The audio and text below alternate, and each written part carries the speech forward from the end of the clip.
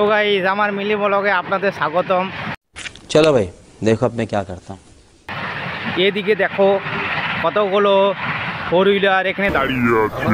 ওখানে একটা ব্লু কালারের থার দাঁড়িয়ে আছে, যে থারটা হয়তো সরকারের দেওয়া গিফট। কটা টয় কার গোড়াতে গোড়াতে আসছে, টয় কারগুলো দেখতে পাচ্ছেন আপনারা, খুবই সুন্দর toy car, white black combination with বড় বড় কান, ছোট ছোট লেগ, বড় একটা ট্যাঙ্ক। ঈশ্বরচন্দ্র বিদ্যাসাগর এই কিলোমিটার পরেই এক পায়ে গিয়ে চলে গিয়েছিল কলকাতা থেকে সিধা রাশিয়া। আবার কি ফল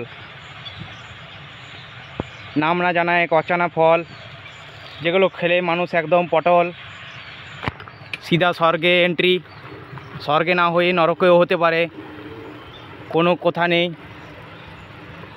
দেখতে পাচ্ছ যে একটা আমাজনের নদী, যেটা প্রবাহিত হয় নাই বলে এক জায়গায় জমাই আছে। এদিকে রয়েছে ঝুপঝাড়, ঝুপগুলো নিয়ে নানা মানুষ ঢুকে রয়ে, দেখতে পেলেই ধরবে। পাশে হালকা মেঘ ছাওয়া পরিবেশটাকে আরও সুন্দর করে তুলছে। এদিকে চারিদিকে ধান ক্ষেত, এখনও ধান হয়নি, আফর হয়েছে, ধানও হবে কিছুদিন পরে।